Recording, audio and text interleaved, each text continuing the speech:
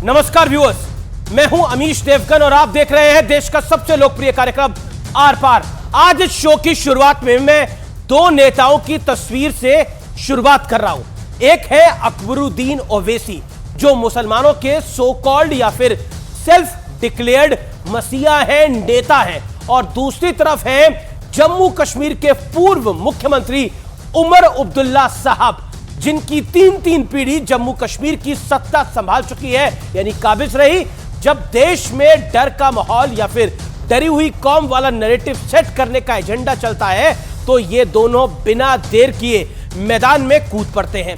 लेकिन आज यही अकबरुद्दीन ओवैसी एक पुलिस इंस्पेक्टर को स्टेज से हड़काते हुए, धमकाते हुए कह रहे हैं कि कोई माई का लाल पैदा नहीं हुआ जो मुझे रोक सके। और तो और पुलिस वाले पर अपनी धौंस दिखाते हुए अकबरुद्दीन ओवैसी यानी छोटे ओवैसी ने यह भी कहा कि एक इशारा अगर मैंने कर दिया तो तुम्हें यहां से भागना पड़ेगा।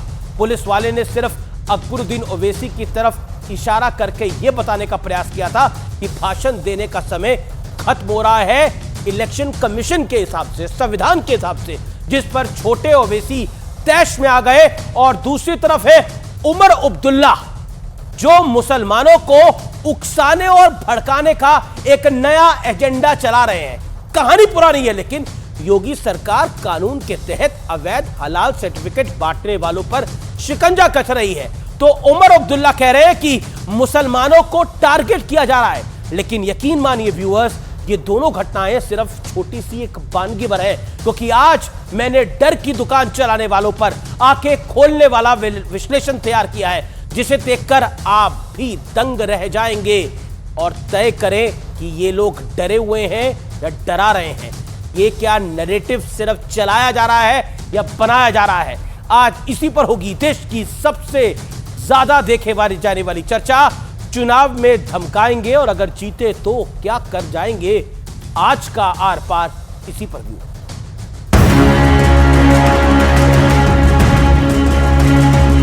5 मिनट है, अभी बोलूंगा 5 मिनट। मुसलमानों के घर पे छापे लग रहे हैं।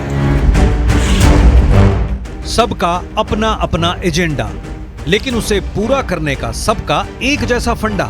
मजहब के नाम पर कभी भड़काओ तो कभी उकसाओ और फायदा उठाओ। ये दो तस्वीरें इस बात को साबित करने के लिए काफी हैं। उमर अब्दुल्ला और अकबरुद्दीन ओवैसी ने ऐसा क्या कहा, आप सबसे पहले ये सुन लीजिए। बड़े आके ठहरे, 5 मिनट है, अभी बोलूंगा 5 मिनट। कोई माय का लाल पैदा नहीं हुआ मुझे रोकने के लिए। सही है ना? चंद्रयान गुट्टा बता दो। इशारा कर दिया तो दौड़ना पड़ेगा। आज यूपी हुकूमत के तरफ से मुसलमानों के घर पे छापे लग रहे हैं कि कहीं उनके घर से कोई ऐसी चीज ना निकले जिस पे हलाल का मोहर लगा हो। सीधा मुसलमानों पे आज सियासी तौर और कानूनी तौर ये वार किया जा रहा है।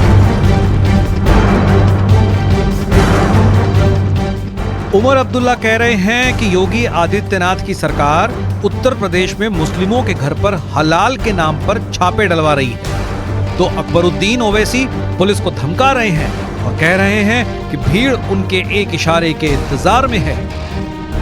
तो जब भारत माता के लाल वर्दी पहन के आते हैं और कानून तोड़ने वालों को 10 डंडे मारते हैं और गिनते 1 हैं, तो वर्दी का रसूख भी पता चलता है। जो बयान देते हैं उनको अपनी हैसियत भी पता चलती है। 10:01 हो रहा तो आपको पूरा राइट है मेरे को आके रोकने का। आप 10 बजने के लिए 5 मिनट बाकी है, आप मेरे डाइस पे चढ़ जाते। बीजेपी की बी टीम है, इनकी बातों की वजह से वोट बैंक बनता है, इनकी बातों की वजह से बीजेपी को फायदा होता है, इसलिए जानबूझकर इनके बयान को हवा दी जा रही है।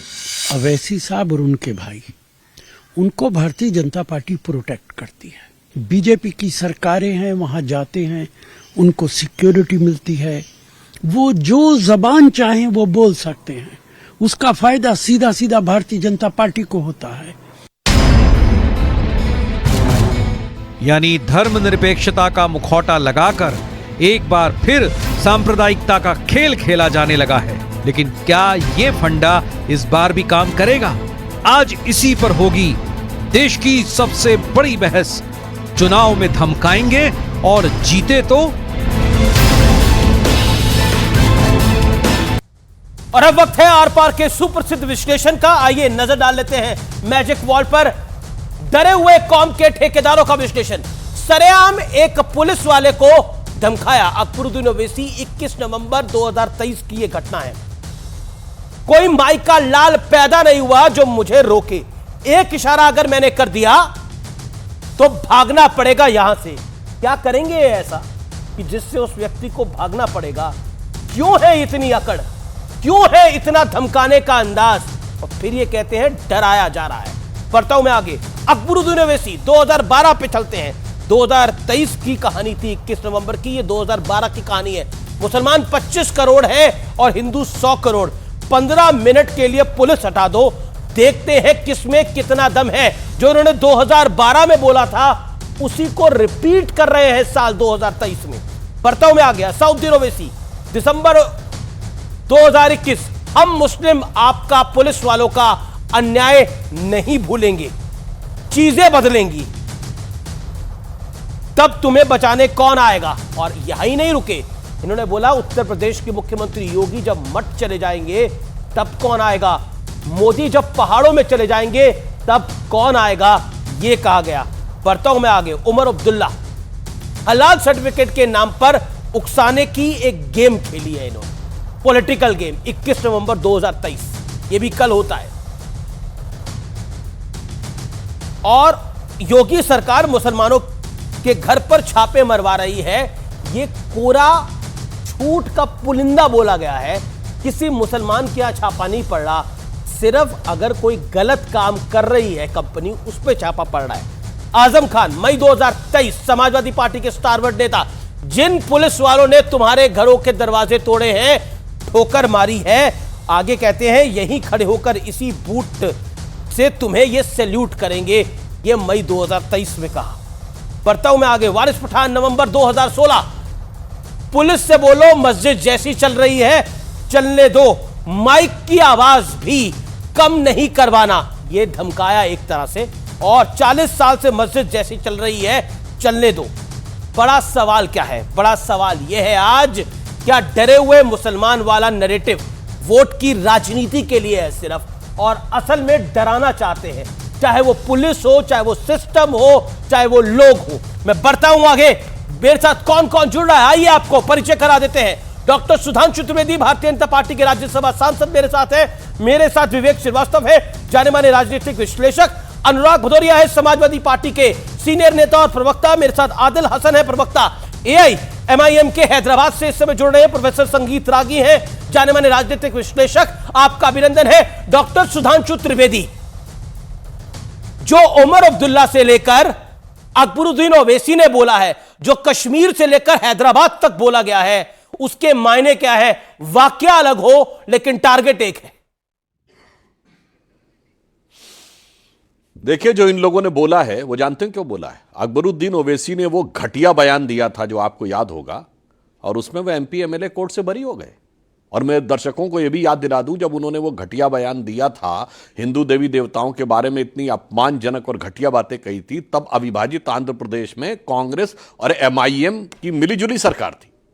उसके बाद ऐसी रहमत हुई उनके ऊपर KCR की सरकार की, ऐसी पैरवी हुई कि वो वीडियो देखने के बाद कोई सोच ही नहीं सकता है कि वो कैसे बरी हो गए। इसलिए अब हिम्मत और हिमाकत दोनों इतनी बढ़ गई है कि फितरत में ये शरारत खुद ब खुद दिखने लगी है। और मैं कहना चाहता हूं, उमर अब्दुल्ला हो या एक और बयान, शायद अमित जी आपको ध्यान हो, 2017 के चुनाव में उत्तर प्रदेश में कासगंज विधानसभा में, शायद वो समाजवादी पार्टी कैंडिडेट, शायद उनका नाम कासिम शेरवानी था, उनका बयान याद है कि अगर हमारी सरकार बन गई तो किसी पुलिस वाले की हैसियत नहीं होगी कि किसी मुस्लिम की तरफ उंगली उठा के दिखा सके। इस ढंग के बयानों पर जिन लोगों ने राजनीति की है, देश समाज का तो नुकसान किया ही किया है, मैं कहता हूं मुस्लिम समाज का भी नुकसान किया है उन्होंने इसके द्वारा। वही लोग आज इस फितरत पे कर रहे हैं। कारण जानते हैं, एक लाइन और कह दूं, तेलंगाना में समस्या क्या है? ये जो कट्टरपंथी वोट है ना, इनको कौन ज्यादा से ज्यादा अपने पक्ष में कर ले, उसके लिए जवाबी कव्वाली चल रही है। लेकिन कश्मीर में तो वोट, चाहे वो समाजवादी पार्टी जैसी पार्टी हो, नहीं है कश्मीर में तो ऐसा कुछ नहीं है, लेकिन वहां भी भड़काने का काम हो रहा है, एक मैसेज देने का काम हो रहा है कि मुसलमानों को टारगेट किया जा रहा है, जबकि हलाल सर्टिफिकेशन का उससे कोई लेना देना नहीं है। दूर दूर देखिए, कश्मीर में तो उन नेताओं के दिल में एक अलग दर्द है। एक रियासत थी, एक सियासत थी जो पूरी तरह चली गई, कश्मीर यूनियन टेरिटरी बन गया। जो उन्होंने अपनी निजी रियासत बनाकर कश्मीर को रखा हुआ था, रियासत जम्मू कश्मीर को, वो पूरी तरीके से अब राष्ट्रीय हो गई। जो लोग कहते थे कि तिरंगे को कंधा देने वाला नहीं मिलेगा, तो डल लेक के ऊपर तिरंगे की लहर दिख, मतलब इतनी झड़ी दिख गई। जहां पर आतंकवादी घटनाएं होती थी, पत्थर चलते थे, वहां G20 की समिट हो गई। तो वो उनके दिल का दर्द समझा जा सकता है, इसलिए वो दूसरे कारण से बोल रहे हैं। मगर मैं ये कह रहा हूं कि ये जो सारी पार्टियां हैं, इनमें कट्टरपंथी वोटों के लिए एक प्रतिस्पर्धा है, एक जवाबी कव्वाली है कि कौन किससे कितना ज्यादा तीखा बोलकर चंद कट्टरपंथी वोटों को होलसेल डीलर मानकर मुस्लिम समाज का होलसेल लीटर डाल के वो लेना चाहते हैं। जी आदिल हसन, कौन कितना ज्यादा कट्टर बोल के वोट ले सकता है, मुकाबला इसका है। अब आप मुझे बताइए, अकबरुद्दीन ओवैसी जब वो कह रहे थे 5 मिनट अभी हैं, मैं बोलूंगा 5 मिनट, कोई माई का लाल पैदा नहीं हुआ है जो मुझे रोकने के लिए। इशारा कर दिया तो दौड़ना पड़ेगा। क्यों दौड़ना पड़ेगा? क्या इशारा करेंगे? एक पुलिस वाले को पीटने का इशारा करेंगे? किस चीज का इशारा करेंगे? अमीश भाई, आप जर्नलिस्ट सीनियर हैं, मैं बोलना चाहता हूं कि क्या इलेक्शन कमीशन से ऊपर कोई पुलिस वाले हैं?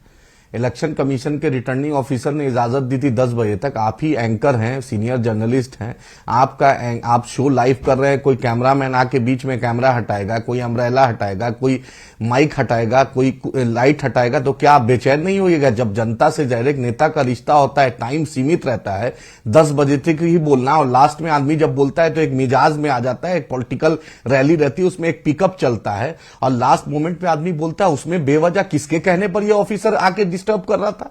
पहले भी हुआ है बैरिस्टर असदुद्दीन ओवैसी साहब के साथ सीमांचल में। आप क्यों आए थे? क्या बैरिस्टर साहब पे गोली चली थी तो नहीं दिखा था क्या? उस पुलिस वाले को सुरक्षा की याद नहीं थी कि वो राष्ट्रीय अध्यक्ष है, मेंबर ऑफ पार्लियामेंट है, एक 5 बार का एमएलए जो 88,000 वोट से जीतता है, और जिसको हिंदू मुसलमान सब वोट देते हैं, वो खड़े उनके साथ रहता है, उनसे वो राब्ता कर रहा है, बातचीत कर रहा है, अगर कैमरामैन आएगा, आपने बोला अगर कोई कैमरामैन आएगा, कैमरामैन तो हमारा सहयोगी है, तो वो अगर आएगा तो मैं उसकी बात को सुनूंगा। अगर मुझे उसकी बात का विरोध करना होगा तो मैं उसको तरीके से बोलूंगा।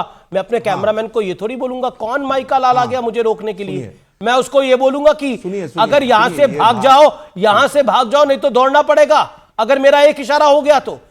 और पुलिस तो अपना काम कर रही है, उधर पुलिस तो अपना काम ही कर रही थी ना, पुलिस को दौड़ाकर क्या होगा? अरे ठीक है आदिल जी, जवाब मेरी बात का। अमीश भाई, इलेक्शन कमीशन ऑफ इंडिया चुनाव के वक्त सबसे बड़ी अथॉरिटी रहती है, और हम वो इलेक्शन कमीशन को बैरिस्टर असदुद्दीन ओवैसी साहब ने कहा आप जांच कीजिए। वहां पर जब वीडियो विजिलेंस टीम रहती है, स्टैटिक्स मजिस्ट्रेट रहते हैं, वो किसके कहने पे वो पुलिस वाले बीच रैली में इंटरप्ट किया? आप खुद बताइए ना, ये कहां की नैतिकता है, कहां का इंसाफ है? एक लीडर जो 5 बार का एमएलए है, पीएसी है, लीडर ऑफ हाउस है पार्टी का, कुछ भी उससे ज्यादा कोई भी लोग वहां पर पॉलिटिकल अभी सुनिए अरे बोल अमीश भाई, लेट मी स्पीक। अमीश भाई जितने लोग लेकिन सूबे का पूर्व मुख्यमंत्री क्यों ना हो, केंद्र का मंत्री क्यों ना हो, वो थोड़ी बोलेगा कि मेरे एक इशारे पे तुम्हें भागना पड़ेगा। ऐसा क्या इशारा करेंगे? और वो भीड़ को क्या इशारा करेंगे? और भीड़ क्या करेगी आकर? अच्छा, मैं जानना चाह रहा हूं वो इशारा क्या था? सुनिए बताइए ना अपनी बात। ठीक है, सुनिए अमीश भाई, पूरे जितने भी पैनल में बैठे हुए हैं साहेब लोग, सबसे अगर पॉलिटिकल एक्सपीरियंस में देखिएगा तो अकबर ओवैसी साहब सबसे पुराने हैं 25-26 साल की उम्र में वो एमएलए बन गए थे। 5वीं बार नहीं, 6ठी बार एमएलए बनने जा रहे हैं वो। और जो आदमी पुलिस वाले को, एक हैदराबाद की दक्कनी जुबान है, यहां का एक मिजाज है, यहां का बोलचाल की भाषा है। महाराष्ट्र में तुम चलता है, बिहार में हम चलता है, दिल्ली में मैं चलता है, हर प्रदेश की अलग जुबान है। उसी जुबान के बोला कि भाई मैं अगर बोलूंगा तो बोलूंगा। इसमें तो इतनी बात का बतंगड़ क्यों बनाना है? इलेक्शन कमीशन को संज्ञान लेना तो नहीं बोला, लेकिन उसको माइक किया, आप कॉपिएगा नहीं ना। अरे भाई इसलिए याद दिलाई कि संविधान बड़ा है, इलेक्शन कमीशन बड़ा है। पुलिस वाला वहां पर किसकी रक्षा कर रहा था? संविधान की ना। आप नहीं कर सकते। Sudhanshu Trivedi, okay, BJP member of parliament, रक्षा नहीं, रिप्लाई भाई रक्षा नहीं कर रहा था, अनुभवी है वो रक्षा नहीं कर रहा था, दूसरे के दबाव में काम कर रहा था। एक सेकंड, आपने बोला अकबरुद्दीन अनुभवी है। अकबरुद्दीन 88,000 वोटों से जीते हैं और वो संविधान की रक्षा कर रहे थे। सुधांशु त्रिवेदी, ये आपको और आपकी पार्टी को और देश की बाकी पार्टियों को क्यों नहीं पता लग रहा? देखिए, वो इस ढंग का बयान माई का लाल बोलने की उनकी हिमाकत इसलिए हुई क्योंकि उन्हें पता है कि जो भारत राष्ट्र समिति बीआरएस, जो पहले टीआरएस था, उसकी सरकार है हैदराबाद में, तो उन्हें पता है कि पुलिस तो उसके ऊपर ऐसा बैठी हुई सरकार है कि पुलिस को तो जब चाहेंगे दबा लेंगे। हिंदी में एक कहावत होती है, सैया भय कोतवाल अब डर कहेगा। तो जब उन्हें पता हो कि कोतवाल तो उन्हीं के दोस्त का है, तो वो पुलिस को माई का लाल कहने में नहीं हिचक रहे हैं। और हमारे जो ओवैसी की पार्टी के प्रतिनिधि बोल रहे हैं कि 6 बार के विधायक, तो साहब कोई बहुत बड़ी बात नहीं, अपने दम पे जीत के नहीं आए थे, खानदानी जागीर बना रखी थी, खानदानी आपके दम पे जीत कोई बात नहीं। ये बताइए आज की डेट, मैं बता रहा हूं, मैं कह रहा हूं 26 साल की उम्र में, अरे नहीं, मैं कह रहा हूं उसमें कोई बात नहीं साहब। सलाउद्दीन ओवैसी जी के जमाने से, असदुद्दीन ओवैसी जी के जमाने से अकबरुद्दीन ओवैसी तक आप जीतते आ रहे हैं, वो आपके ऊपर है। मगर मैं एक बात ये कहना चाहता हूं, आज की डेट में वो पुलिस का जो सिपाही है वो किसके नियंत्रण में है?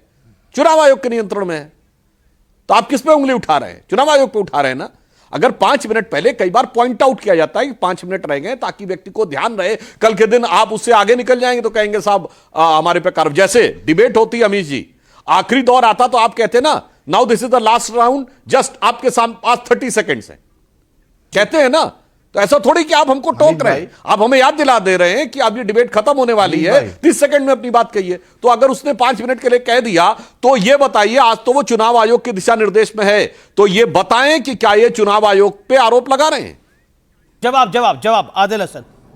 अमीश, धमकाया क्यों? सवाल ये है, धमकाया क्यों? धमकाया क्यों? दौड़ाने की बात क्यों बोली?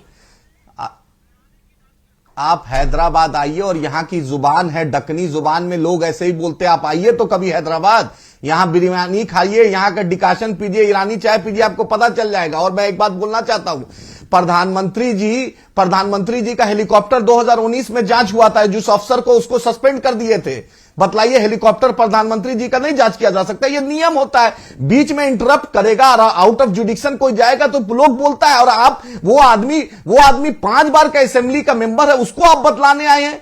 आप उनको जो हजारों स्पीच दे चुका है, आप उसको बतला रहे हैं? जो नियम कानून को मानने वाला, आप उसको बताने चाह रहे हैं कि 10 बजे, वो तो खुद नियम कानून को मानने के लिए तैयार है। अगर किसी ने नियम कानून बता दिया तो उसको धमकाया जाएगा।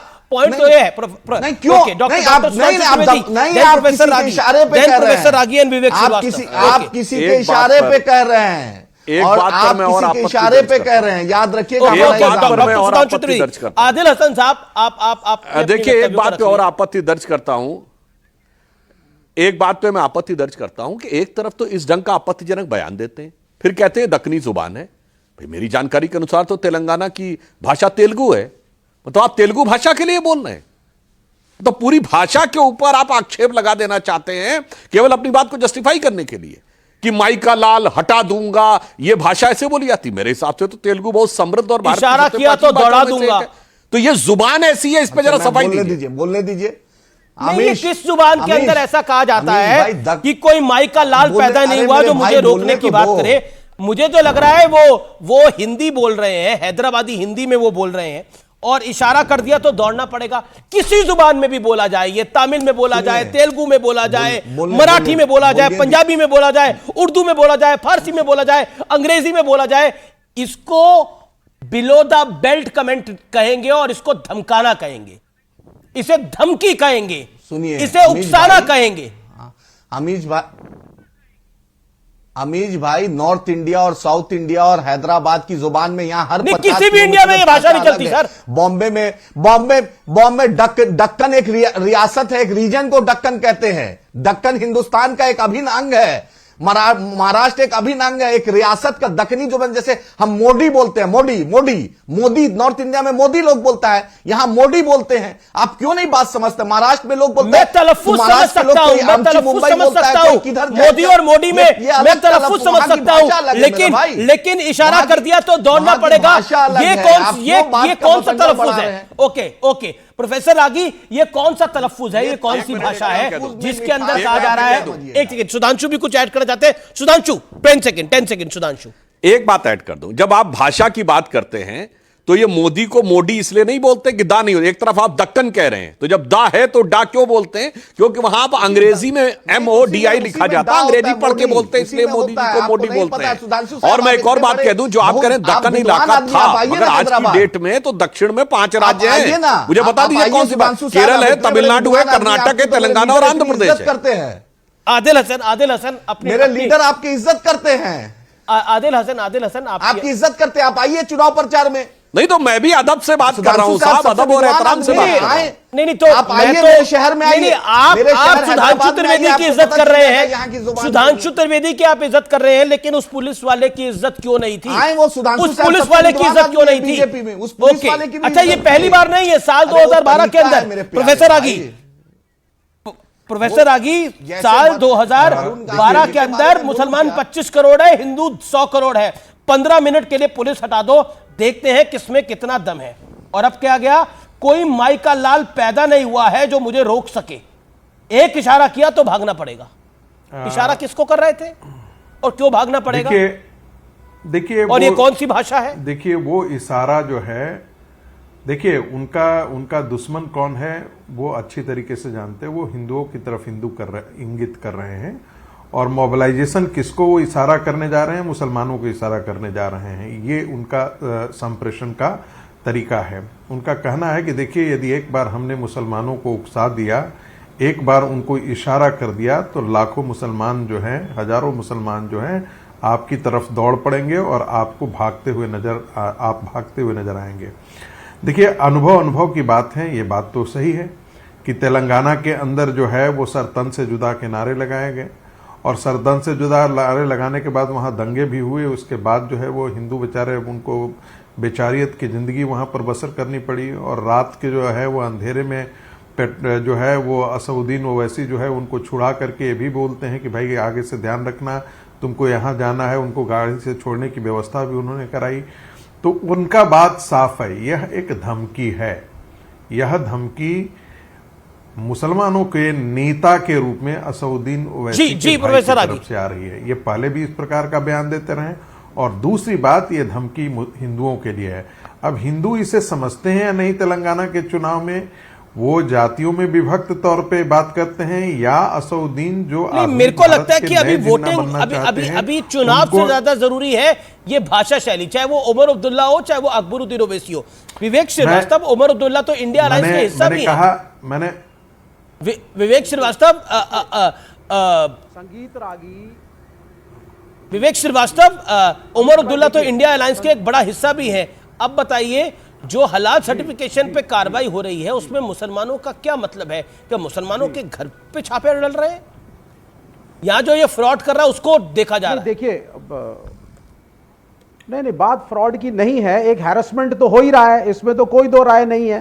कभी लव जिहाद का बिल आ जाता है, कभी स्लॉटर हाउसेस का डिमोलिशन शुरू हो जाता है, फिर वो जब एक बार हैरेसमेंट खत्म हुआ तो उसको रोक दिया जाता है। तो जब से योगी सरकार आई है, जिस एरेटिक तरीके से उत्तर प्रदेश में माइनॉरिटीज का उत्पीड़न है, उनको बुलडोजर बाबा कहा जाता है कि साहब बुलडोजर लेकर के आएंगे और बिल्डिंग आपकी तोड़ तो बनने क्यों देते हो अगर वो इलीगल बिल्डिंग है? उसका उत्तर नहीं है योगी के प्रशासन के पास। तो मैं फारूक अब्दुल्ला की बात से इत्तेफाक रखता हूं, हैरेसमेंट है, यूपी के अंदर है, और डिविजिव पॉलिटिक्स खेली जा रही है।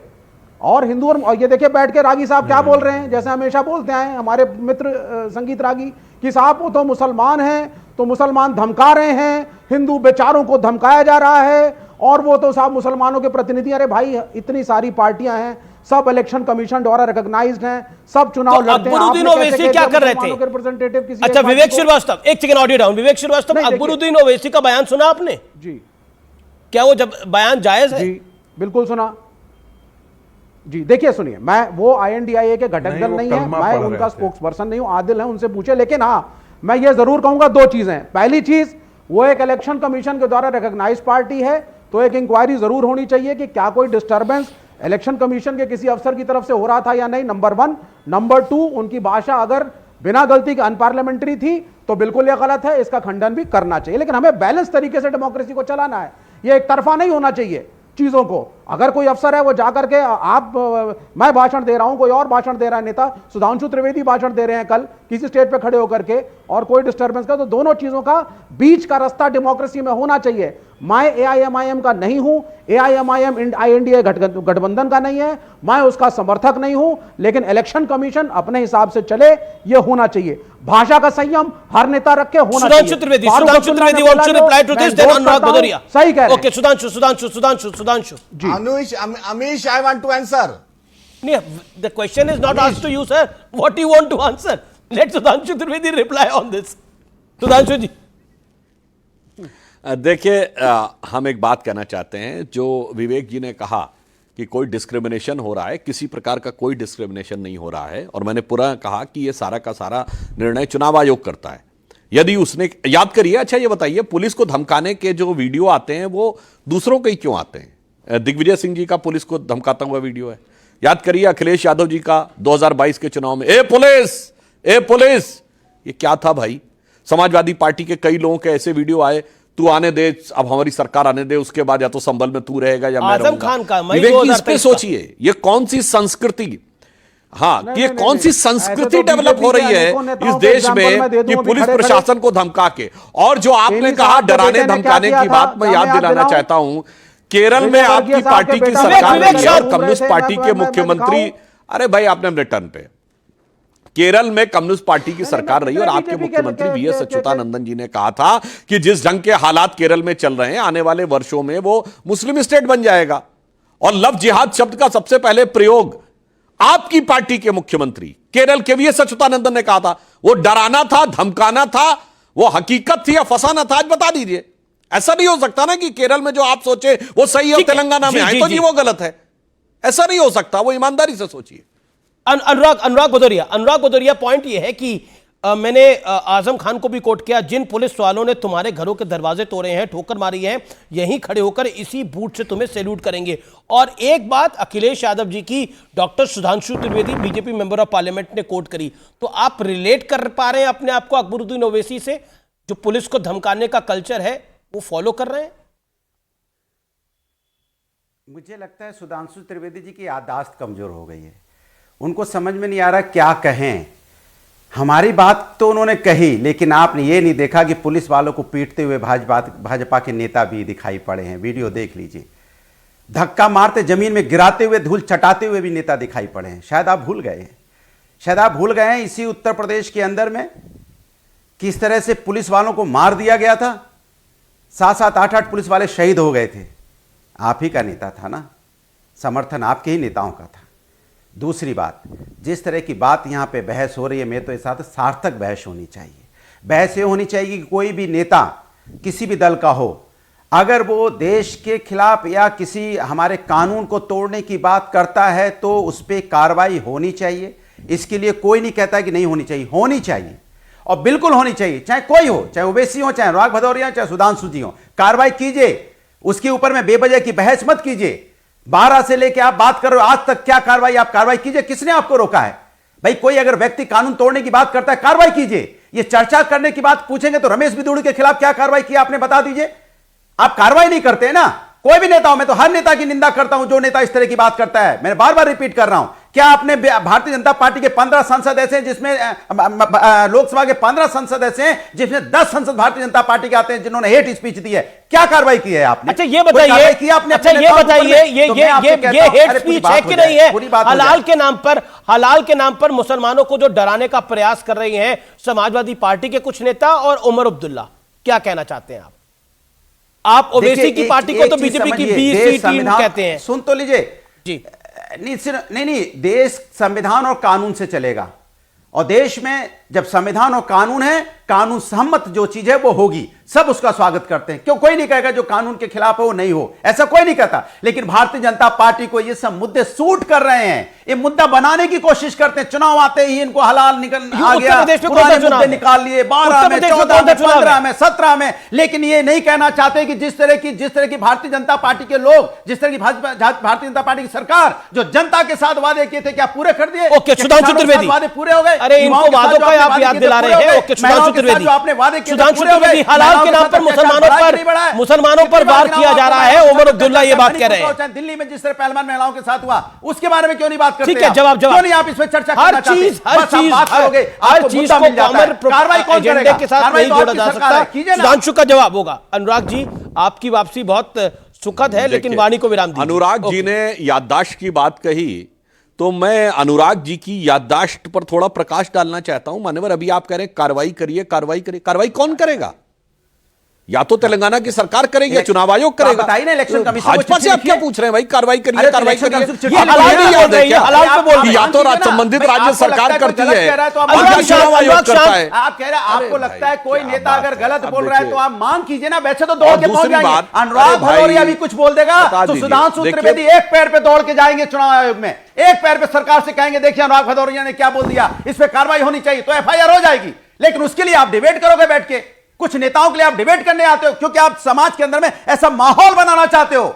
आपके नेता भी जो यहां आरएसएस के बैठे हुए कह रहे हैं हिंदू मुस्लिम ले आए। अरे हिंदू मुस्लिम कहां से आ गया? हम सब हिंदुस्तानी हैं, मैं गलत बोलूंगा मेरे ऊपर कार्रवाई होगी, अगर कोई दूसरा भाई अनुराग बोलेगा तो उसमें कार्रवाई होगी। आप भाव में बह गए हो। अच्छा ठीक है, ओके ओके, कार्रवाई होती है। अब सुन लीजिए, वाणी को विराम दीजिए। लगातार आप बोल रहे हैं, सब मुस्कुरा रहे हैं। ओके, इतना गुस्सा मत करिए। ओके सुधांशु, लगातार नहीं, मैं तथ्य रख रहा हूं। देखिए, हम हिंदू मुस्लिम नहीं करते हैं। हेट स्पीच की बात आए तो इरेडिकेशन ऑफ सनातन धर्म क्या है? हिंदू धर्म का समूल नाश हेट स्पीच नहीं है। हिंदू धर्म डेंगू है, मलेरिया है, वायरस है, कोरोना है, HIV है, ये हेट स्पीच नहीं है। कौन कर रहा है? हिंदू मुस्लिम। हम कर रहे हैं कि आपके गठबंधन के लोग कर रहे हैं? जो स्वामी प्रसाद मौर्य बोल रहे हैं वो हेट स्पीच जैसी नहीं है।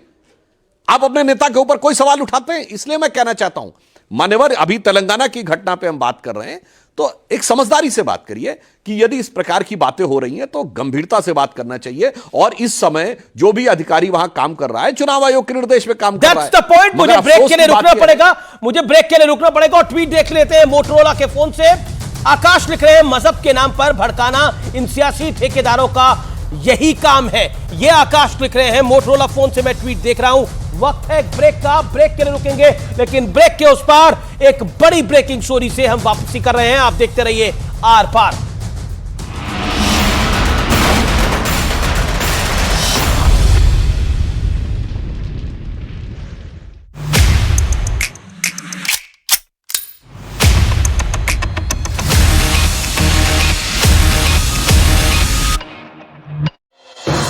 हूथी लड़ाके जहाज के अंदर बेधड़क होकर बंदूकें लहराते और अल्लाह अकबर के नारे लगाते हुए दिखाई दिए। वीडियो में दिखा कि हूथी लड़ाकों के इशारे पर जहाज की दिशा बदली गई, जिसके बाद वो जहाज एक नाव के पीछे चल पड़ा। हमास अपनी सुरंगों में मौजूद बंधकों को आजादी दे सकता है और माना जा रहा है इसका ऐलान किसी भी पल किया जा सकता है। मतलब किसी भी वक्त बंदूकों को हमास की कैद से रिहा किया जा सकता है। और अगर ऐसा हो गया तो ये 7 अक्टूबर से जारी जंग का सबसे बड़ा टर्निंग पॉइंट माना जाएगा, क्योंकि बंधकों के मुद्दे पर पहले दिन से न तो हमास झुकने के मूड में है और न ही नेतन्याहू, बल्कि वो तो ऐलान कर चुके हैं कि वो जब तक हमास की कैद में मौजूद हर एक बंधक को नहीं छुड़ा लेते तब तक इजराइल की सेना गाजा से नहीं लौटेगी। और अब माना जा रहा है कि इस जंग का सबसे बड़ा फैसला हो सकता है, क्योंकि हमास के चीफ इस्माइल हानिया ने यह संकेत दे दिए कि वो बंधकों की रिहाई के मामले में बहुत जल्द ही कोई निर्णय ले सकते हैं, जिसका सीधा मतलब ये हुआ कि इजराइल और हमास के बीच समझौता हो सकता है। क्योंकि इन बंधकों में सिर्फ इजराइल ही नहीं बल्कि कई और देशों के लोग भी हैं, जिसकी वजह से नेतन्याहू पर लगातार दबाव बन रहा है। यहां तक कि अमेरिका भी उनसे सीज फायर की अपील कर चुका है। और दुनिया भर के मानवाधिकार संगठनों का तो ये मानना है कि नेतन्याहू गाजा में फंसे लोगों की जान से ज्यादा तवज्जो अपने बदले को दे रहे हैं। इसलिए अगर हमास उन बंधकों को रिहा करने का ऐलान करता है तो ये नेतन्याहू के लिए बहुत बड़ी जीत मानी जाएगी। इस बात का इंतजार न सिर्फ इजराइल बल्कि पूरी दुनिया कर रही है, क्योंकि 7 अक्टूबर को हुए हमले के बाद से ही हमास ने करीब 240 बंधकों को लोगों को बंधक बना रखा और अब इस बात की उम्मीद बढ़ गई है कि हमास उन बंधकों को जल्द ही रिहा कर सकता है, क्योंकि इस बार हमास ने ही यह ऐलान किया है कि वो जल्द ही बंधकों की रिहाई के बारे में फैसला ले सकता है। मतलब 7 अक्टूबर से जारी जंग के 46वें दिन इजराइल और हमास के बीच सुलह का रास्ता दिख रहा है। हालांकि इजराइल पहले दिन से ही हमास को यह चेतावनी देता आया है कि उसके लोगों को बंधक बनाना हमास के लिए खतरनाक साबित होगा और वो किसी भी कीमत पर अपने लोगों को वहां से छुड़ा कर रहेगा। और हमास के चीफ इस्माइल हानिया के बयान के बाद ये संकेत मिलने लगे कि गाजा से जल्द ही बंधकों को आजादी मिल सकती है। माना जा रहा है कि इजराइल और हमास के बीच मध्यस्थता कराने में सबसे अहम भूमिका कतर और अमेरिका अदा कर रहे हैं। अमेरिका के मुताबिक इजराइल और हमास के बीच अब गिनी चुनी चीजों पर ही सहमति बनना बाकी है, जिसका मतलब यह कि दोनों के बीच बंधकों को लेकर लगभग सारी शर्तें तय हो चुकी हैं। अमेरिका के राष्ट्रपति जो बाइडेन ने दावा किया कि हमास की कैद से बंधकों की रिहाई जल्द हो सकती है। अमेरिका के राष्ट्रपति जो बाइडेन ने इस बात का दावा किया कि हमास के साथ समझौता अंतिम दौर में चल रहा है। हमास की ओर से बंधकों को छोड़े जाने के कयासों के बीच अमेरिकी राष्ट्रपति जो बाइडेन ने संकेत दिया कि ये डील अब पूरी होने के करीब है। इससे पहले वॉशिंगटन पोस्ट की एक रिपोर्ट में दावा किया गया था कि अमेरिका, इजराइल और हमास के बीच एक अस्थायी समझौता हुआ है, जिसके तहत हमास अपने कैद से बच्चों और महिलाओं को छोड़ेगा, जिसकी एवज में इजराइल 5 दिनों के लिए जंग रोक देगा। इजराइल को इस मामले में कतर पर अब उतना भरोसा नहीं रहा, क्योंकि इससे पहले रफा बॉर्डर के लिए भी कतर ने ही इजराइल और हमास के बीच बातचीत का रास्ता खोला था। लेकिन इजराइल का आरोप है कि उस बातचीत से भी सिर्फ और सिर्फ हमास का ही फायदा हुआ। और माना जा रहा है कि इस बार भी इजराइल को यही आशंका सता रही है कि कतर हमास के फायदे के लिए उसकी पैरवी कर रहा है। खबर है कि इसी वजह से इजराइल ने ICRC यानी international committee of the red cross से इस मामले में दखल देने की अपील की। बताया गया कि इजराइल की मांग के बाद रेड क्रॉस चीफ ने कतर में मौजूद हमास के टॉप कमांडर इस्माइल हानिया के साथ एक बैठक भी की, क्योंकि नेतन्याहू का आरोप है कि हमास के मददगार देश कई अंतर्राष्ट्रीय संगठनों के जरिए इजराइल पर दबाव बनाने का काम कर रहे हैं। और इसके पीछे वो ये दलील दे रहे हैं कि इजराइल के हमले की वजह से गाजा के लोगों का जीना मुश्किल हो गया है। जबकि दूसरी तरफ हमास ने इजराइल के 240 लोगों को पिछले 1.5 महीने से कैद कर रखा है। माना जा रहा है कि इसी बात का हवाला देते हुए नेतन्याहू ने इस मामले में रेड क्रॉस चीफ से दखल देने की अपील की, ताकि हमास की सुरंगों में फंसे इजराइल के लोगों को छुड़ाया जा सके। नेतन्याहू की इस डील पर उनके अपने ही एक मंत्री ने उन्हें निशाने पर ले लिया। वहां के गृह मंत्री ने नेतन्याहू के इस फैसले को उनकी सबसे बड़ी भूल बताया और ये चेतावनी दी कि अगर उन्होंने हमास से किसी भी तरह का कोई समझौता किया तो ये दुनिया के सामने इजराइल की कमजोरी दिखाने वाला होगा और ऐसा संदेश देगा कि इजराइल ने आतंकियों के सामने घुटने टेक दिए। इजराइल के गृह मंत्री इतमार बेन-गुविर ने सीधे सीधे शब्दों में हमास से समझौते करने के नेतन्याहू के फैसले को बेवकूफी बता दिया। इतमार बेन-गुविर नेतन्याहू की बनाई वॉर कैबिनेट का हिस्सा हैं। यही वजह रही कि उन्होंने नेतन्याहू से यह अपील की कि वो हमास के आतंकियों के साथ किसी भी तरह का कोई समझौता न करें, क्योंकि उनका मानना है कि ऐसा करने से पूरी दुनिया के सामने इजराइल का मजाक बन जाएगा और इजराइल की इज्जत पर धब्बा लग जाएगा। उन्होंने आशंका जताई कि हमास अगर बंधकों को छोड़ने को राजी हो भी गया तो वो इसके बदले में इजराइल में कैद अपने आतंकियों और फिलिस्तीनियों की रिहाई की मांग करेगा। मतलब उनके मुताबिक नेतन्याहू जिस समझौते को अपनी जीत मान रहे हैं वो असल में उनकी सबसे बड़ी हार साबित होगी, क्योंकि ऐसा करके वो हमास की शर्तों को मान लेंगे और इजराइल का रुतबा मिट्टी में मिल जाएगा। इधर इजराइल और हमास में जारी जंग के बीच ब्रिक्स की बैठक में विदेश मंत्री एस जयशंकर ने फिलिस्तीनियों के हालात पर चिंता जाहिर की। विदेश मंत्री एस जयशंकर ने कहा कि इजराइल और हमास के बीच चल रहे युद्ध से पीड़ित नागरिकों की और ज्यादा ध्यान देने की हमें जरूरत है। हालांकि ब्रिक्स की बैठक में भारत ने दो टूक शब्दों में कहा कि आतंकवाद पर किसी तरह का समझौता नहीं होना चाहिए। इजरायल और हमास युद्ध पर चर्चा के लिए मंगलवार को ब्रिक्स की बैठक आयोजित की गई थी। इस दौरान भारत ने स्पष्ट शब्दों में कहा कि पश्चिम एशिया में शुरू हुए युद्ध का कारण एक आतंकवादी हमला था और आतंकवाद को जड़ से खत्म किया जाना चाहिए। साथ ही बैठक में भारत ने फिलिस्तीनियों की चिंताओं को दूर करने का आह्वान करते हुए कहा कि फिलहाल आवश्यक ये है कि मानवीय सहायता और राहत गाजा में मौजूद जरूरतमंदों तक पहुंचे। आशंका जताई गई कि नेतन्याहू अपने मंत्री की सलाह को ज्यादा तवज्जो नहीं दे रहे, क्योंकि बंधकों की रिहाई को लेकर उन पर दबाव लगातार बढ़ता ही जा रहा है। इस मामले में उन्हें दूसरे देशों को भी जवाब देने पड़ रहे हैं, क्योंकि हमास ने जब 7 अक्टूबर को करीब 240 से ज्यादा लोगों को बंधक बनाया तो उनमें सिर्फ इजराइल के लोग नहीं थे, बल्कि कई और देशों के नागरिक भी थे। जानकारी के मुताबिक गाजा में करीब 138 विदेशी नागरिक भी हमास के कब्जे में, जिनमें थाईलैंड के 54 नागरिक शामिल हैं। इसके अलावा अर्जेंटीना के 15 लोग, तो वहीं जर्मनी के भी 12 नागरिक हैं। इसके साथ ही हमास ने अमेरिका के भी 12 लोगों को कैद कर रखा है। और ये सभी देश अपने नागरिकों की रिहाई के लिए नेतन्याहू से जवाब मांग रहे हैं।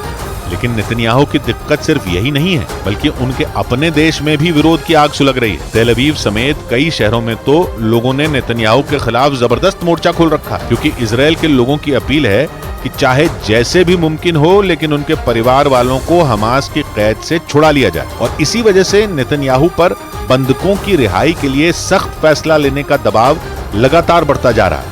नेतन्याहू ने समस्या से निपटारे के लिए अपनी सेना को गाजा के चप्पे चप्पे पर तैनात कर दिया। गाजा में इजराइल की सेना का जमीनी ऑपरेशन पूरी ताकत से जारी है। नेतन्याहू का दावा है कि उनकी सेना ने हमास के कई ठिकानों तक पहुंचकर वहां जोरदार स्ट्राइक की है। लेकिन इसके बावजूद इजराइल की सेना हमास की कैद से बंधकों को छुड़ा पाने में अब तक कामयाब नहीं हो पाई, जिसके पीछे की सबसे बड़ी वजह हमास के सुरंगों वाले मायाजाल को माना जा रहा है। आशंका है कि हमास ने 7 अक्टूबर को बंधक बनाए लोगों को अपनी इन्हीं सुरंगों में छिपा कर रखा है और इजराइल की सेना हमास के उस पाताल लोक में घुसने का रास्ता ही नहीं ढूंढ पा रही, जिसकी वजह से बंधकों की रिहाई और मुश्किल होती जा रही है। यहाँ तक कि इजराइल की सेना को ये तक नहीं मालूम कि हमास ने उन बंधकों को कहाँ छिपाया हुआ है। हालांकि वो लगातार ये दावा जरूर कर रही है कि वो एक के बाद एक हमास के कई कमांड सेंटरों को तबाह करती जा रही है, जिसके बाद नेतन्याहू को ये उम्मीद है कि उनकी सेना जल्द ही गाजा में बिछाए हमास के सुरंगों के माया जाल की काट खोज लेगी और वहां फंसे बंधकों को सही सलामत निकाल कर ले आएगी। इधर गाजा पट्टी के नुसेरात शरणार्थी शिविर से इजरायली हमले के बाद बर्बादी की हैरान कर देने वाली तस्वीरें सामने आई हैं। और वहां से सामने आए वीडियो में चारों तरफ केवल और केवल मलबा दिखाई दिया, जिसे वहां के लोग पत्थर हटाने वाली मशीन की मदद से साफ करते दिखाई दिए। गाजा पट्टी के नुसेरात शरणार्थी शिविर का यह हाल वहां हुए इजराइल के हवाई हमलों के बाद हुआ। दावा किया गया कि सोमवार और मंगलवार को इजरायली सेना ने युद्ध क्षेत्र के दक्षिण में घनी आबादी वाले नुसेरात शिविर पर बमबारी की, जिसमें दर्जनों लोग मारे गए और कई लोग मलबे के नीचे दब गए। उन्होंने इजराइल को चुनौती देना जारी रखा। हूथी लड़ाकों ने लाल सागर में जहाज को हाईजैक करने का वीडियो तक जारी कर दिया और डंके की चोट पर ऐलान कर दिया कि वो लाल सागर में इजराइल के लिए बड़ी मुसीबत खड़ी करने की तैयारी में है, जिसकी उन्होंने शुरुआत कर दी। और लाल सागर में जहाज हाईजैक का ऐसा वीडियो जारी किया जिसे देखकर लगा कि कोई फिल्म चल रही है, जिसमें समंदर के बीचों बीच जा रहे एक जहाज का एक हेलीकॉप्टर पीछा करता नजर आया और धीरे धीरे वो जहाज के नजदीक पहुंचा और फिर जहाज पर उतरता दिखा। वीडियो में दिखा कि हेलीकॉप्टर से कुछ नकाबपोश लोग बंदूकों के साथ नीचे उतरे और जहाज पर चारों तरफ फैल गए, जिसके बाद वो सीधा जहाज के कंट्रोल रूम में पहुंच गए और जहाज के कप्तान और बाकी क्रू मेंबर को धमकाते दिखाई दिए।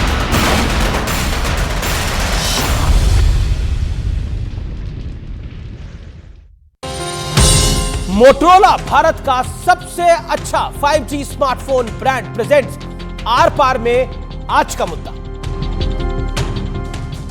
वेलकम बैक व्यूअर्स, आप देख रहे हैं आर पार और अब वक्त है एक ब्रेकिंग स्टोरी का, ब्रेकिंग न्यूज का।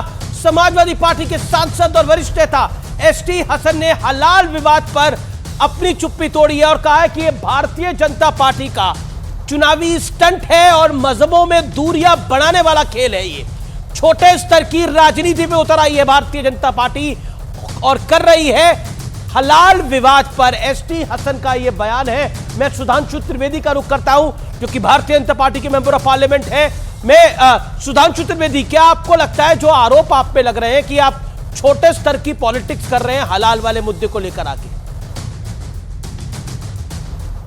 देखिए, इसमें दो पक्ष हैं। पहली बात यह है कि भारत में खाद्य पदार्थों के प्रमाणीकरण की, यानी सर्टिफिकेशन ऑफ फूड प्रोडक्ट्स के लिए एक स्थापित एजेंसी है।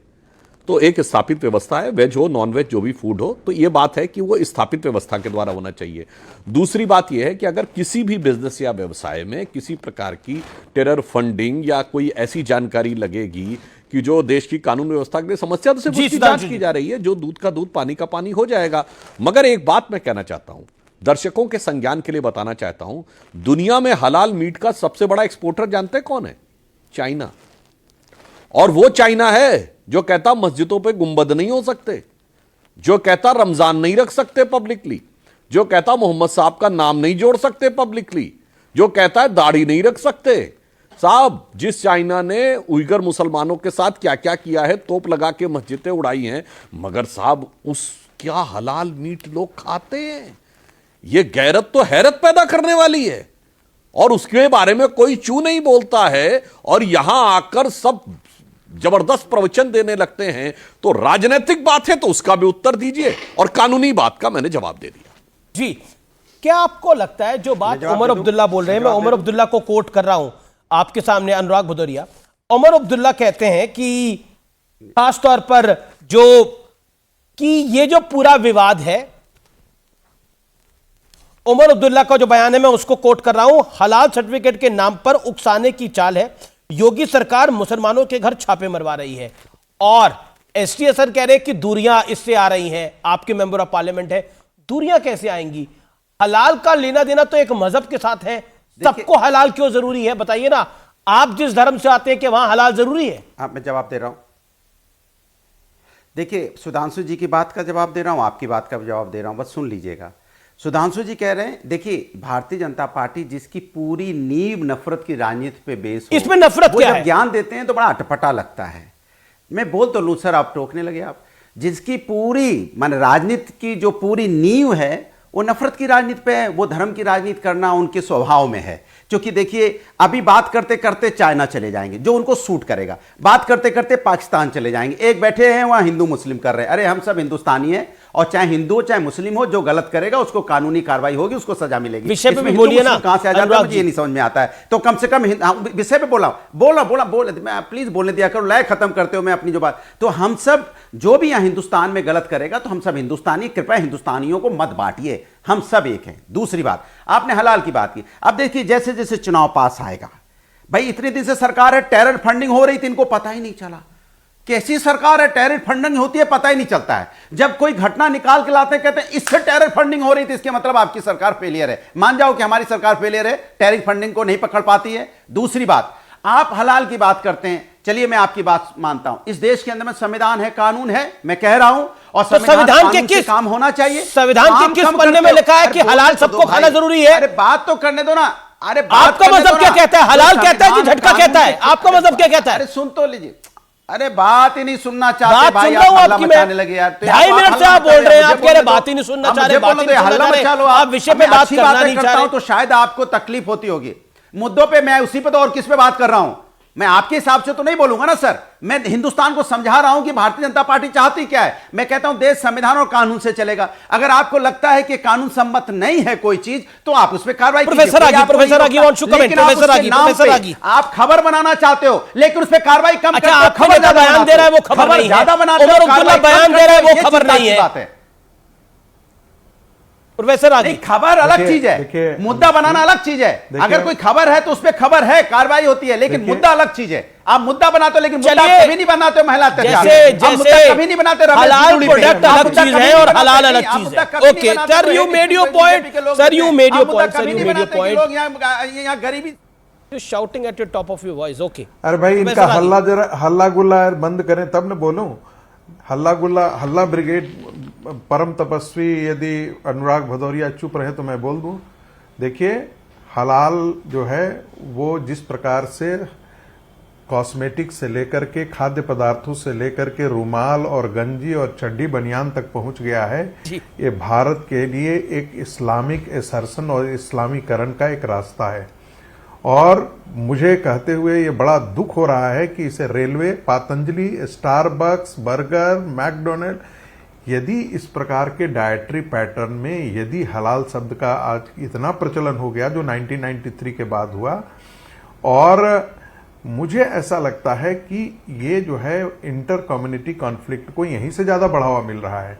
कल जाकर के भारत के हिंदू, यदि 80% हिंदुओं ने यह कहना शुरू कर दिया कि भाई जो तुम सब्जी बेचते हो, जो तुम ठेले पर फल बेचते हो, वो भी तुम इस्लामिक कुरान के इंजंक्शन को पढ़ करके लाते हो और हम हिंदू लोग उसे छुएंगे नहीं, तब क्या होगा? तब तो आप कहेंगे कि उनके साथ उनका आप सामाजिक बहिष्कार कर रहे हैं, तब उनके आप व्यापार का बहिष्कार कर रहे हैं। और हिंदुओं को तो एक अधिकार होना चाहिए इस प्रकार के बहिष्कार का, क्योंकि इसका क्या भरोसा है कि आपने कुरान की इंजंक्शन करके हलाल उसमें सर्टिफाई नहीं किया है। कल करीम का हम बहिष्कार क्यों नहीं करें?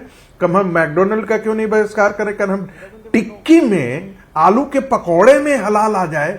मतलब ये हैरानी बने करने वाली है। ये मध्ययुगीन मानसिकता को आज भी यहाँ पर ढोने के लिए करने वाले, और जब इस बात को उठा दिया जाए। विवेक श्रीवास्तव कुछ कहना चाह रहे हैं, अनुराग कुछ कहना चाह रहे हैं। अरे भैया तुमको नहीं पता है, अरे भैया तुमको, अरे भैया नहीं पढ़े हो तो चुप रहो कम से कम। संगीत रागी भाई यदि नहीं पढ़े हो तो कम से कम चुप रहो। आपका मुद्दा है हिंदू मुस्लिम। अच्छा ठीक है विवेक श्रीवास्तव, नहीं पढ़े हो, नहीं जानते हो तो कम से कम रिसर्च करके टेलीविजन चैनल पर आया करो। नहीं करेंगे हम यहाँ पे बेरोजगारी महंगाई की बात नहीं करेंगे, महिला समस्या की बात नहीं करेंगे, यहाँ मेडिकल फैसिलिटी पे बात नहीं करेंगे, इस पे बात नहीं करेंगे। डेंगू से लोग मर रहे हैं, मर जाएं, हमें कोई दिक्कत नहीं, हम इस पे चर्चा नहीं करेंगे। आप चर्चा करना चाहते हो हिंदू है मुस्लिम है, क्या मच्छर डेंगू का हिंदू मुस्लिम समझ के काटता है? हिंदुस्तानी को काटता है। मौत होती है, कोई बीमार होता है तो हिंदुस्तानी होता है ना, वो हिंदू है और मुस्लिम में आप क्यों डिवाइड करना चाहते हैं? कमाल की बात करें, समाज के अंदर में बीमारी होती है। अच्छा ठीक है, ओके प्रोफेसर आगे, ओके ऑडियो ऑफ प्रोफेसर आगे 10 सेकंड देन विवेक जी। अमीश जी, हम तो जो समस्या है उठा रहे हैं कि ये एक इस्लामाइजेशन की तरफ रास्ता है भारत का। इसको बंद करके योगी आदित्यनाथ जी ने बहुत अच्छा काम किया है, छापेमारी करके बहुत अच्छा काम किया है, वो धन्यवाद और साधुवाद के पात्र हैं। दूसरी बात, अनुराग भदौरिया का एक ही रटा हुआ स्क्रिप्ट रहता है, चाहे 10 साल के उनके पूरे स्क्रिप्ट को टेलीविजन पर देख लें तो एक ही प्रकार का तर्क रहेगा। बेरोजगारी की बात नहीं करते हो, इसकी बात नहीं करते हो, उसकी बात नहीं करते हो, उसकी बात नहीं करते हो। सबको अपना विषय रखने का अधिकार है, अनुराग हो या आप हो। ठीक है, ओके विवेक श्रीवास्तव। नहीं रखने का अधिकार है, लेकिन पहली चीज के आधार पर बोलो भाई। कुछ ओके प्रोफेसर विवेक जी होना चाहिए। विवेक जी एक पैरेलल अगर आप ड्रॉ करें, एक तरफ अकबरुद्दीन ओवैसी और एक दूसरी तरफ उमर अब्दुल्ला जी दोनों तो भड़काने और धमकाने की बात ही कर रहे हैं। देखिए, मैं अगर आप पैरेलल ड्रॉ कोई भड़काने की बात नहीं है सर, कोई भड़काने की बात नहीं है। ये भड़काना नहीं है, ये भड़काने वाला बयान नहीं है। छोड़ दीजिए थोड़ी देर के लिए, ये भड़काने वाला बयान नहीं है कि योगी सरकार मुसलमानों के घर में छापे मरवा रही है। ये भड़काने वाला बयान नहीं है क्या? नहीं, देखिए जिम्मेदारी से बोलना चाहिए नेताओं क्या है, हैरेसमेंट हो रहा है। नहीं ठीक है, हो सकता है शब्द थोड़े उग्र हो, लेकिन ये सच्चाई है। इसके अंदर मुस्लिम पॉपुलेशन वहां पे एक सप्रेस्ड पॉपुलेशन की तरह बिहेव कर रही है। क्या बोल रहे हैं आप? क्या मतलब आदमी है आप? एक चीफ मिनिस्टर का बुलडोजर से क्या लेना देना है? व्हाट इज बुलडोजर बाबा? एक अनडेमोक्रेटिक, अनपार्लियामेंट्री शब्द है, क्यों इस्तेमाल होता है? आप सोचिए ना इस बात को। और जहां तक हलाल का सवाल है, चीफ मिनिस्टर थोड़ी अपने आप को बुलडोजर बाबा कह रहा है, पब्लिक कह रही है भाई, पब्लिक कह रही है। नहीं पब्लिक कह रही है, मीडिया कह रहा है, वो खुश फील कर रहे हैं, उनके एमएलए कह रहे हैं। व्हाट इज बुलडोजर बाबा? एक अनसिविलाइज्ड डेमोक्रेसी है क्या हम, कि जहां पे जो चीफ ये सिविलाइज्ड डेमोक्रेसी है जिसके अंदर झूठ का पुलिंदा उमर अब्दुल्ला कह रहा है कि योगी सरकार मुसलमानों के घर के छापे मार रही है। ये झूठ बोल रहे हैं उमर अब्दुल्ला। बिल्कुल Omar Abdullah is lying, blatant lying. झूठ नहीं बोल रहे हैं, उनके शब्द बिल्कुल नहीं, शब्द उग्र हैं, लेकिन भावना सही है। एक व्यक्ति हो रहा है, हैरेसमेंट आप कर रहे हैं, सबका अपना धर्म है। कोई माई का लाल पैदा नहीं हुआ जो मुझे रोक सके। एक इशारा कर दिया तो तुमको भागना पड़ेगा यहां से। आप मुझे सीधी बात बताइए। नहीं, वो अलग है, उसके बारे में हम बात कर चुके हैं, मैंने कह दिया। दोनों एक ही है जी, सही नहीं थे। एक कश्मीर में है तो दूसरा हैदराबाद में, दोनों एक ही है, विचार एक है, भाषा अलग अलग हो सकती है, विचार एक है। उत्तर प्रदेश के अंदर एक सीट नहीं लड़ने को देते हैं लोकसभा में किसी मुसलमान को। Sudhanshu Trivedi reply, Sudhanshu Trivedi sharp reply, खुले में कहते हैं किसी मुसलमान को टिकट नहीं देंगे।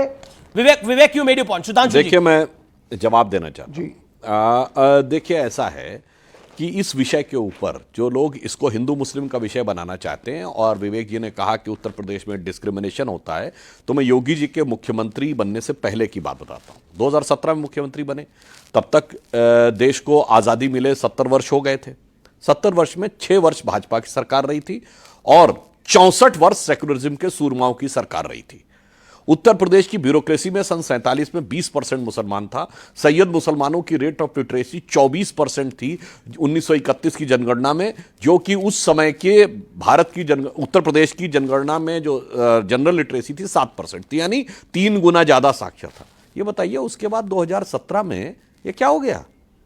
यानी जो सबसे पढ़ी लिखी कम्युनिटी थी वो पढ़ाई में सबसे पीछे हो गई। उसके बाद वो जो 20% ब्यूरोक्रेसी में थे वो सेकुलरिज्म के सूरमा के शासनकाल में 2% में आ गए। साहब, मुसलमानों को हलाल किसने किया? ये सेकुलर सियासत के जमाल ने उनको हलाल कर दिया।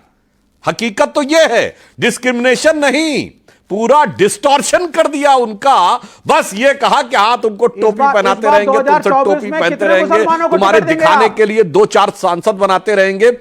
हमारी सरकार आने के बाद ईमानदारी से क्या हुआ है, दिक्कत ये आपकी पार्टी से सुनिए तो जनाब, हमारी सरकार ये करती है कि मोदी जी ने जो गरीबों को गरीब कल्याण योजना दी है, उस योजना में अल्पसंख्यक समुदाय के 70% ठीक है। आदिल हसन इस पर रिएक्ट करना चाहते हैं। आदिल हसन हमने ईमानदारी से दिया है, बगैर किसी के वो करने जी जी आदिल हसन सुधांशु त्रिवेदी की बात पे रिएक्शन किया है। आदिल हसन जी कहते ना, दुश्मन न करे दोस्त ने वो काम किया है। आदिल हसन दे दे कि हमारा काम। आदिल हसन जी बोलने दीजिए। जी आदिल जी। अमीश भाई सुधांशु, पूरे भाजपा में मेरे नेता कहते हैं सबसे ज्यादा विद्वान जो हैं वो सुधांशु साहब हैं। मैं उनको बता दूं, उत्तर प्रदेश सरकार में जो अटल बिहारी वाजपेयी जी के वक्त में मदरसा मॉडर्नाइजेशन स्कीम शुरू हुई थी, जिसमें नॉन मुस्लिम टीचर हैं, अपर कास्ट से टीचर हैं, उनको योगी आदित्यनाथ जी के कार्यकाल में तनख्वाह नहीं मिली है पिछले 5 साल से। और जो अकलियत की हमदर्दी की बात कर रहे हैं, 40% माइनॉरिटी रिजर्वेशन, माइनॉरिटी का स्कॉलरशिप घट गया। एएमयू किशनगंज को 1 रुपया अभी तक इनकी सरकार नहीं दिया है, और एएमयू और जामिया के फंड घट गए। सुधांशु जी को बताना चाहते हैं, जो गरीब बच्चा मोमा के स्कॉलरशिप के तहत पढ़ता था, मौलाना आजाद में पढ़ता था, जी पढ़ता था, उसका सुधांशु जवाब। ये हमदर्दी जो दिखा रहे हैं, ये हमदर्दी में सच्चाई से दूर है। 10 सेकंड दे दो अमीश जी। आदिल साहब सिर्फ एक बात कहता हूं, अटल जी की सरकार के समय में मदरसों के मॉडर्नाइजेशन की बात हुई, वहां पे कंप्यूटरों की उपलब्धि सुनिश्चित कराई गई। योगी जी ने आकर सिर्फ कहा था मदरसों से कि अपने रजिस्टर्ड स्टूडेंट्स की सूची दे दीजिए। जो गैर रजिस्टर्ड मदरसे थे उनको मना किया, जो रजिस्टर्ड है वो तो चल रहे हैं। और आपने किशनगंज की बात कही जनाब, किशनगंज में तो सेक्युलरिज्म के सरताजों की सरकार है, वो तो बिहार में है भाई, किशनगंज बिहार में है, वहां लालू जी की सरकार है, नीतीश जी की सरकार है, कहे नहीं तान दे रही है भाई। अरे वो सुविधाएं राज्य सरकार को पैसा देना है, नहीं दिक्कत तो ये। अरे वो केंद्र सरकार को देना है, अमित जी, केंद्र सरकार को पैसा देना है सुधांशु साहब, वो दिल्ली सरकार को देना है। वही तो मैं कह रहा हूँ, राज्य सरकार। लेकिन एक बात बताइए, जो लोग कह रहे हैं कि ये हलाल सर्टिफिकेशन जो है ये नफरत का एजेंडा है, विवेक जी एक बात बताइए, ये कॉस्मेटिक्स में, साबुन में क्या काम है हलाल सर्टिफाइड प्रोडक्ट्स का? आप मुझे बताइए। हलाल एक विशेष धर्म के साथ के लिए जरूरी है, वो हलाल जो नॉन वेजिटेरियन फूड होता है उसको यूज करें, लेकिन बाकी सब प्रोडक्ट के लिए क्या जरूरी है? आप यूज करते हैं क्या हलाल? मैं सिर्फ आपका धर्म क्या कहता है हलाल यूज करने के लिए? क्या 10 सेकंड दे दीजिए। नहीं, आप 20 सेकंड सुन लीजिए सर। हाँ, सुन रहा हूं। सुधांशु त्रिवेदी जी ने चाइना का एग्जांपल दिया, बहुत बढ़िया एग्जांपल दिया सुधांशु त्रिवेदी ने। चाइना को अपना बिजनेस बढ़ाना है, मुसलमान देशों में हलाल नॉनवेज यूज होता है, हलाल एक्सपोर्ट करते हैं वो। हमारे देश में भी जो स्लॉटर हाउसेज एक्सपोर्ट कर रहे हैं गल्फ कंट्रीज में, सारा हलाल का माल ही एक्सपोर्ट कर रहे हैं, और फॉरेन एक्सचेंज देश के अंदर आ रहा है जी। अगर आप जो कैपिटलिस्ट कंट्रियां हैं, अमेरिका जैसी, यूरोप, तो फिलहाल आर पार को यही समाप्त करते हैं। और अब वक्त है सत्य और तथ्य का। सत्य और तथ्य में उत्तर प्रदेश से शुरू हुआ हलाल सर्टिफिकेशन वाला विवाद अब देश भर में चर्चा का विषय बन गया है, और इसी के साथ लोगों को भड़काकर सियासी फायदा तलाशने वाले भी मैदान में कूद गए हैं। सबसे पहले यह जान लीजिए कि भड़काऊ ब्रिगेड का लेटेस्ट कैरेक्टर कौन है। ये है उमर अब्दुल्ला, और ये सिर्फ एक बयान नहीं है, और ये बयान से ज्यादा विचार है। मैं जानना चाहता हूं, क्या हलाल सर्टिफिकेशन जरूरी है? क्या हलाल सर्टिफिकेशन ब्यूटी प्रोडक्ट्स में जरूरी है? हलाल प्रोडक्ट्स का ब्यूटी प्रोडक्ट्स में क्या लेना देना है हलाल सर्टिफिकेशन का? यही मूल सवाल है। फिलहाल आर पार को यही समाप्त करते हैं। फिलहाल आज के लिए इतना ही। नमस्कार।